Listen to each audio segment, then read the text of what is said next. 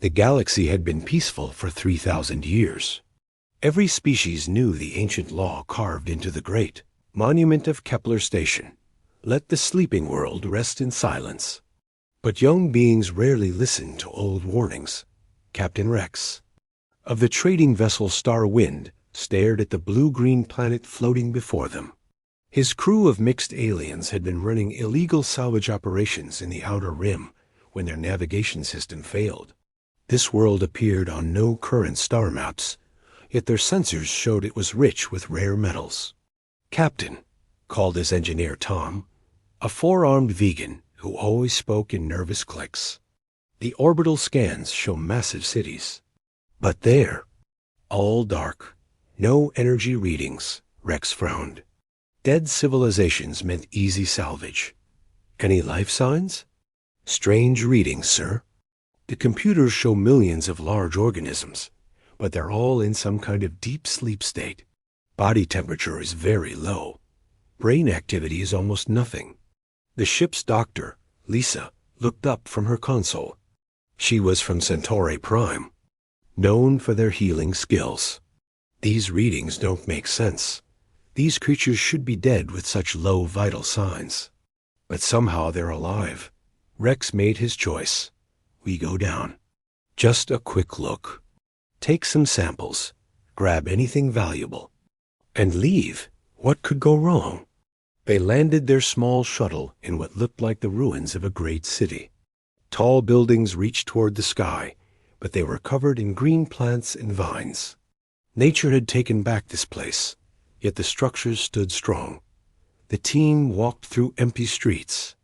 Cars sat where their drivers had left them, covered in dust but still intact. In one building, they found rooms full of beds where the sleeping creatures lay. "Look at them," whispered Tom, his forearm shaking. "They look almost like us, but different." The sleeping beings were tall and had two arms and two legs like many galaxy species. Their faces were calm, breathing so slowly it was hard to see. They had hair on their heads in different colors and skin that ranged from light to dark. Lisa ran her scanner over one of the sleeping forms. "Captain, these readings are impossible. Their DNA shows they should be incredibly strong. Their bone density is twice what it should be for their size. And look at this, their brain structure suggests they're highly intelligent. If they're so smart and strong, why are they all asleep?" Asked Rex. In the center of the city, they found a massive library. The walls were covered in writing they couldn't read, but the computer was able to translate some of it. "Captain," Lisa called out, her voice strange. "I found something. These beings call themselves humans, and according to this data, they didn't choose to sleep. Something made them sleep." "What kind of something?" "Their records are damaged, but it mentions a war, a terrible war that lasted many years. The humans fought someone or something. The last entry says they activated something called the long sleep to save themselves from total destruction." Rex felt a chill run through his scales. How long have they been asleep? According to the dating system, 3,000 years. The same time the galaxy had known peace. Tom's voice came over their consystem from the shuttle. "Captain, we have a problem. I'm picking up energy readings from deep underground. Something big is powering up. We leave now," Rex ordered. As they ran back to the shuttle, Lisa grabbed one small device from the library. It looked important, covered in warning symbols. They barely made it to orbit before the planet's surface began to glow with a soft blue light. Every city on the world lit up for a few seconds, then went dark again. "What was that?" Tom asked. "I don't know, but we're not staying to find out," Rex replied. Back in space, Lisa studied the device she had taken. The translation came through slowly. Emergency Protocol 7. If awakened too early, return to sleep cycle. Estimated time until safe awakening. Unknown. Warning. Do not attempt to wake subjects. Consequences for galaxy-wide peace cannot be. Predicted, Rex stared at the sleeping planet below. Set course for the nearest trade station. We report this to no one. But Captain, the salvage potential, no one, Rex repeated firmly. We pretend we were never here. As the star wind jumped to hyperspace, none of them saw the massive shapes moving in the deep ocean of the human world. Ancient guardians stirring. From their own long sleep, checking to make sure the watchers were still asleep, the universe had kept its rule for 3,000 years. Rex and his crew had no idea how close they had come to breaking it. 3 weeks had passed since the star. Wind left the sleeping world. Captain Rex thought they had buried the secret deep, but secrets have a way of growing in the dark. The trouble started at Nexus Station, the biggest trade hub in the Outer Rim. Rex and his crew were selling their normal salvage when Tom made his first mistake. "Captain," Tom whispered, his forearms nervous as always. "That dealer is asking too many questions about our recent trips." The dealer was Jake, a fat Orion trader known for buying information along with goods. His small pig-like eyes watched everything, and his ears were bigger than most of his species. "Where did you say you found this metal again?" Jake asked, holding up a piece of common steel they had taken from the human world. "Just some dead asteroid," Rex lied smoothly. "Nothing special about it." But Jake's scanner was better than most. "Funny thing about this steel. It has trace elements I've only seen in one place before. Old salvage from the Forbidden Zones." Rex felt his blood turn cold. "Don't know what you mean?" "Sure you don't," Jake smiled, showing too many teeth. "But if you ever want to share the real story, I pay very well for good information." That night, Lisa couldn't sleep. The device she had taken from the human library kept making soft beeping sounds. She had hidden it in her room, but the translation program had been working on it for weeks. "Computer, what's the latest translation?" she asked quietly. "Warning message now 80% complete," the computer replied. Message reads, "Emergency sleep protocol activated. Subjects will remain in stasis until galactic threat level returns to safe parameters. Current threat assessment. Class Omega. Recommendation. Do not wake subjects until threat is eliminated or contained." What's a Class Omega threat? Unknown classification. No records exist in current galactic databases. Lisa stared at the device. What kind of enemy required an entire species to sleep for 3,000 years? Meanwhile, Rex was having his own problems. Word had somehow reached the Galactic Council that someone had been exploring restricted zones. Council ships were asking questions at every station. "Captain," Tom reported from the bridge, "we have visitors." 2 Council enforcement ships flanked. The Star Wind, the communication system, crackled to life. "This is Commander Stone of the Council Fleet. We need to board your vessel for routine inspection." Rex had no choice but to let them aboard. Commander Stone was a tall, thin being from Rigel 7. His people were known for their ability to sense lies, and his pale blue eyes seemed to see right through Rex. "Captain Rex," Stone said, his voice cold and formal. "We have reports that your ship was detected near the Outer Rim restricted zones. Can you explain this?" "Just normal salvage runs," Rex replied, trying to keep his voice steady. "Nothing unusual." Stone's eyes narrowed. "The Outer Rim has been restricted for 3,000 years. The reasons are classified at the highest levels, but the restrictions exist for the safety of all galactic civilization. We didn't go anywhere we weren't supposed to go." "I hope not," Stone said, "because the last crew that entered the restricted zones never returned. Their ship was found drifting in space, crew missing. The only thing left was a message in their log. They're starting to wake up. God help us all." After the Council ships left, Rex called his crew together in the mess. "Hall, we have a problem," he began. "The Council knows something, and that Trader Jake is getting suspicious." Tom's forearms were shaking again. Captain, I may have made things worse. I was talking to some other traders, and I mentioned finding strange sleeping creatures. Rex closed his eyes. You did what? I didn't give details. But word is spreading. Some crews are planning to go looking for the sleeping world. Lisa pulled out the human device. There's something else.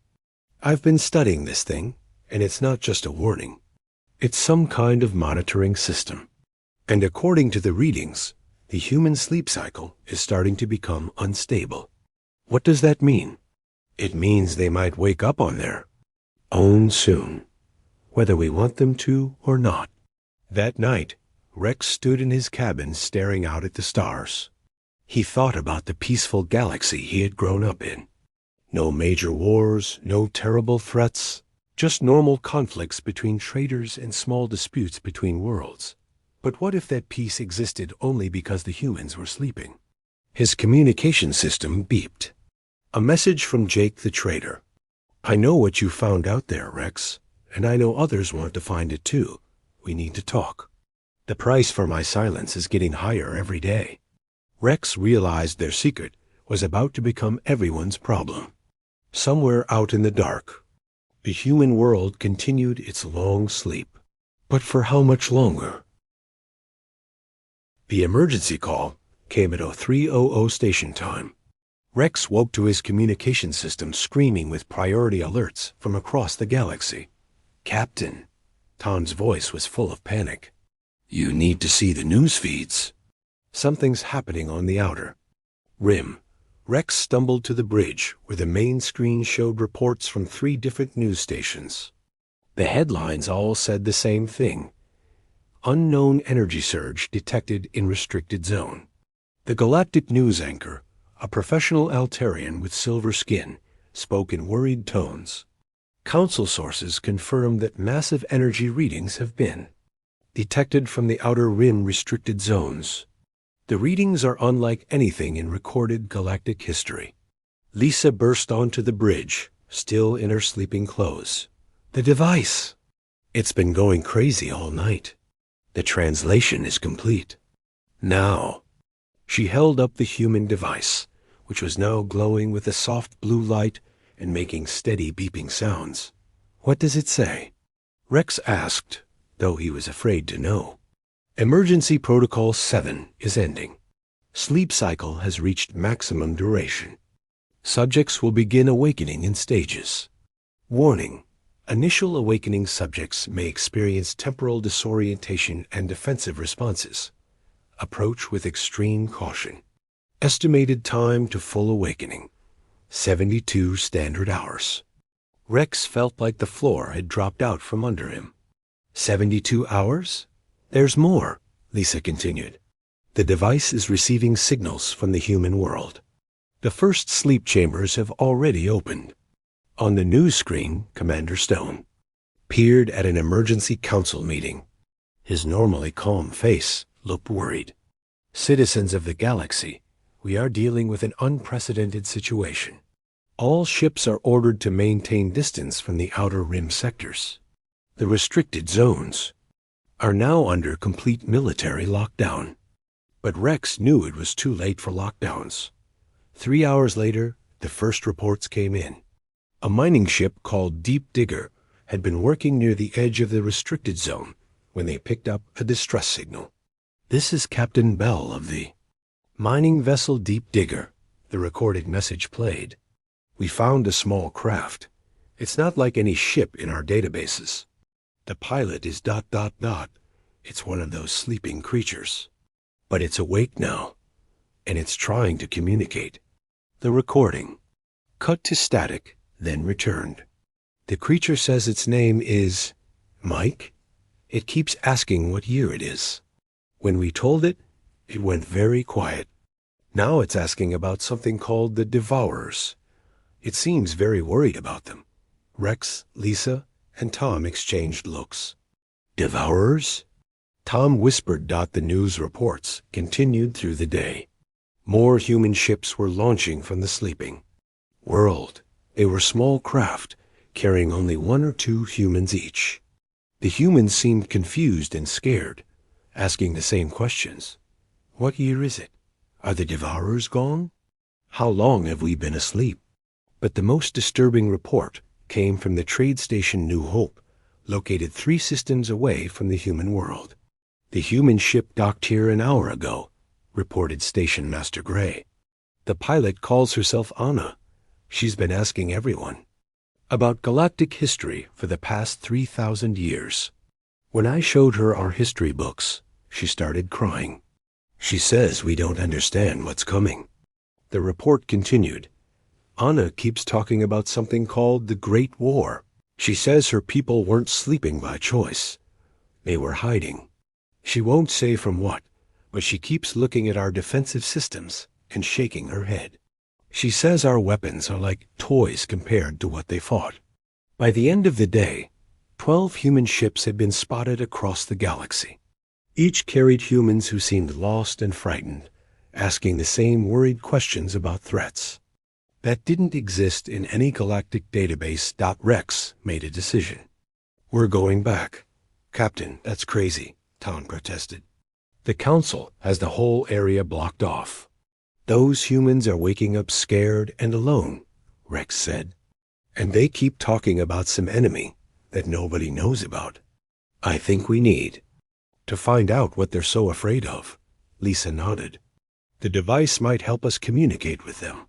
It seems to be some kind of interface system. They slipped past the Council blockade using old smuggler routes Rex knew from his younger days. The human world looked different now. Cities that had been dark for 3,000 years were beginning to glow with power. Lights moved through the streets as humans started to wake up and move around, but something else was happening. Deep space monitoring stations were picking up strange signals from beyond the galaxy's edge. Signals that were getting stronger by the hour dot as the star wind approached the human world. Lisa's device began transmitting a message in the human language. Incoming craft. Identify yourself. Be aware that defensive protocols are activating. If you are Allied forces, respond with current threat assessment. If you are Devourer scouts, know that humanity is awake again. Rex stared at the message. Whatever these Devourers were, the humans had been sleeping to hide from them. And now that humanity was waking up, something else might be waking up too. The human who met them at the landing pad was not what Rex expected. She was tall and calm, with short brown hair and eyes that seemed much older than her face.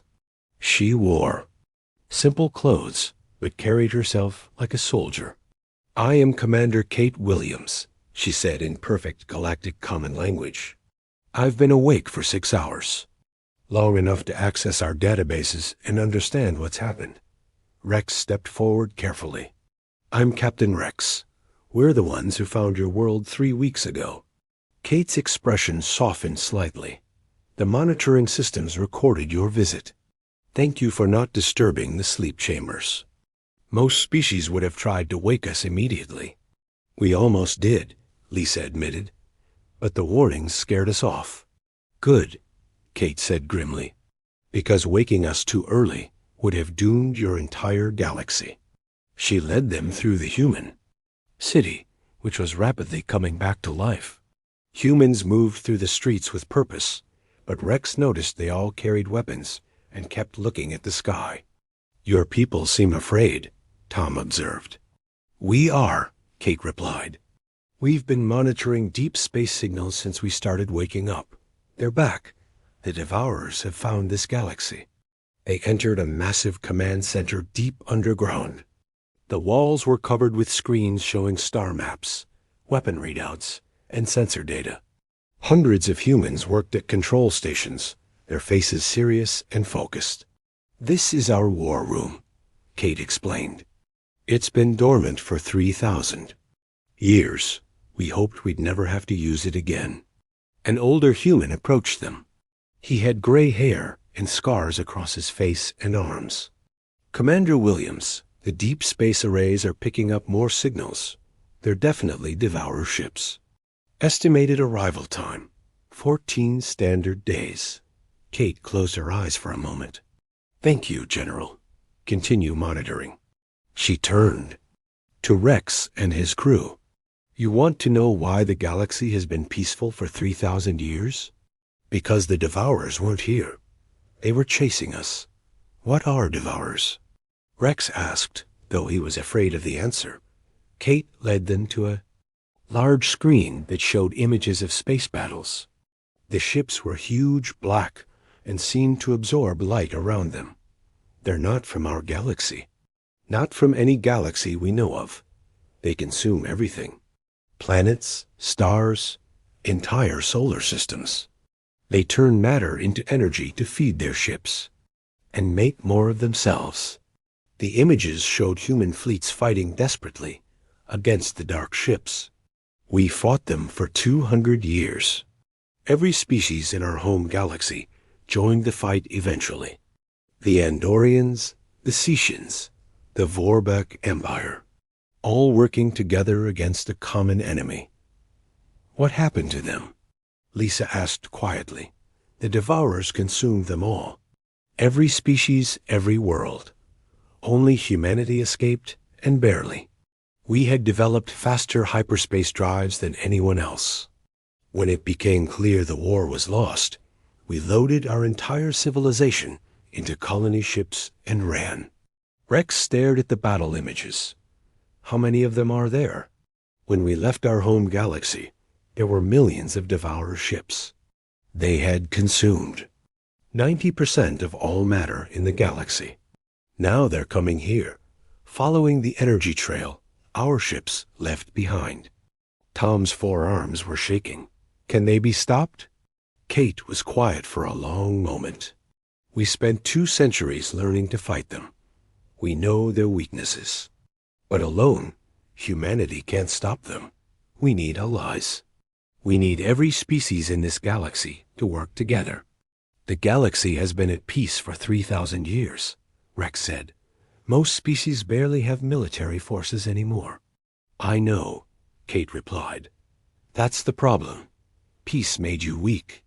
The Devourers will cut through your current defenses like they don't exist.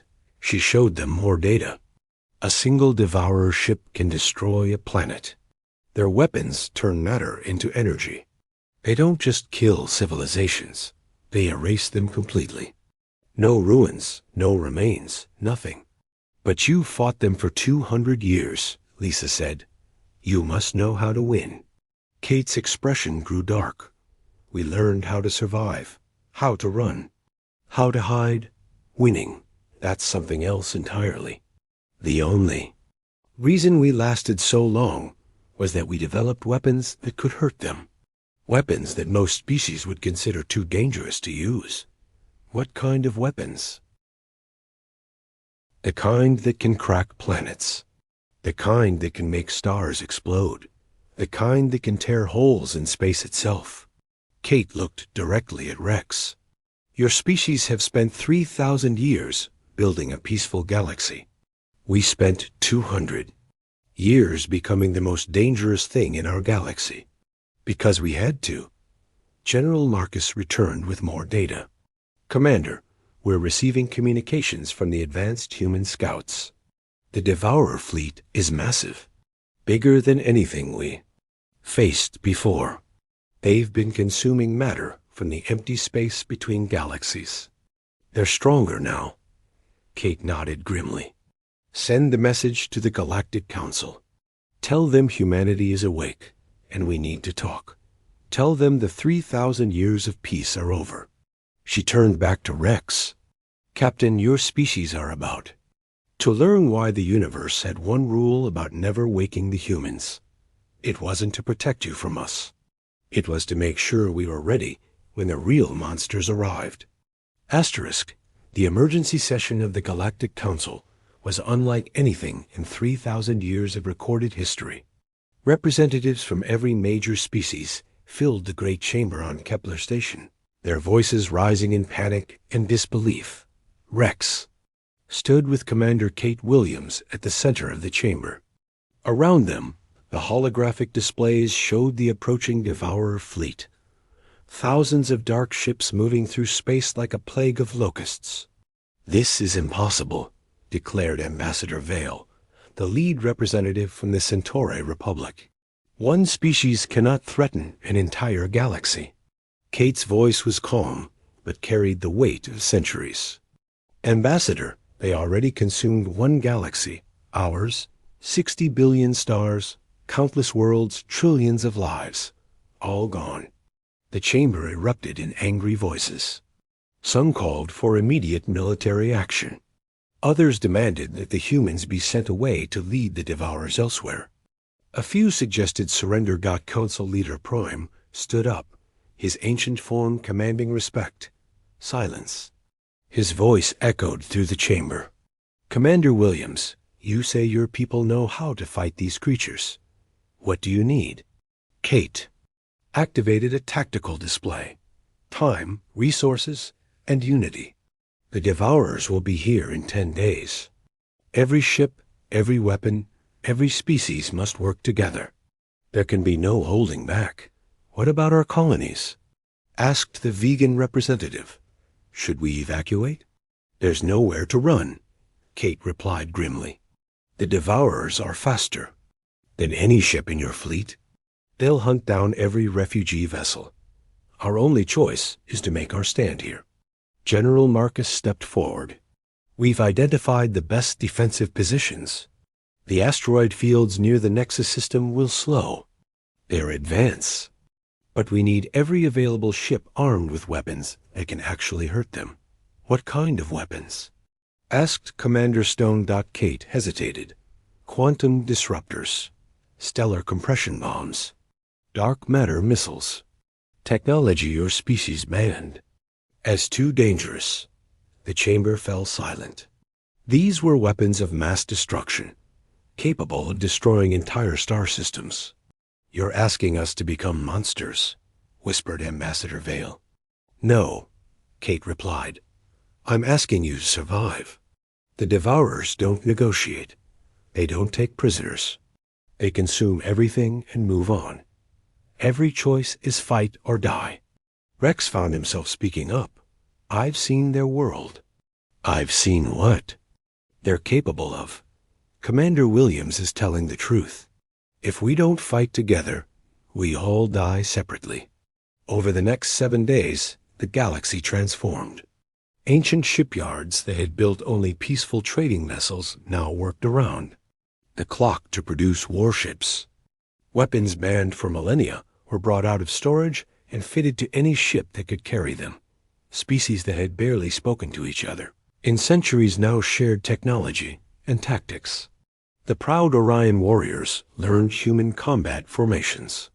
The peaceful vegans provided their superior shield technology. The Centauri medical corps trained to treat wounds from energy weapons they had never seen before. Lisa worked with human technicians to adapt their ancient battle computers to modern galactic systems. Tom helped retrofit civilian ships with basic weapon systems. Even Trader Jake offered his knowledge of smuggling routes that could be used for surprise attacks. But the real change was in the humans themselves. As more sleep chambers opened, Rex watched humanity transform from confused refugees into something else entirely. They moved with deadly precision, spoke in military codes, and carried weapons that looked like they belonged in nightmares. "Are all humans like this?" Rex asked Kate as they watched human soldiers training galactic volunteers. "We weren't once," Kate replied sadly. "Before the Devourers, we were explorers, artists, dreamers. The war made us into something harder, something necessary." On the 10th day, the Devourer fleet arrived at the edge of the system. The first wave of attacks came from the dark ships at the system's outer edge. Entire moons vanished in flashes of consuming energy. But the galaxy was ready, human-designed. Quantum missiles struck back, tearing holes in the dark ship's armor. Orion fighters used hit-and-run tactics perfected over centuries of warfare. Centauri medical ships rescued survivors, while vegan engineering teams kept weapon systems running. "All ships, this is Admiral Kate Williams," her voice carried across the battle fleet. Remember, we're not just fighting for our worlds. We're fighting to prove that life can survive anything, that civilization is stronger than consumption. The battle raged for 3 days. The Devourers were everything the humans had warned about, relentless, powerful, terrifying. But they had never faced a united galaxy before. When the last Devourer ship was destroyed, the galaxy had changed forever. The age of peaceful trading was over. The age of mutual defense had begun. Rex stood on the bridge of his rebuilt star Wind, now armed with human weapons and crewed by beings from 6 different species. The galaxy would never be the same, but it would survive. And somewhere in the deep archives of human memory banks, plans were already being made, plans to hunt down any remaining Devourer fleets before they could threaten other galaxies. The humans were fully awake now, and they had work to do.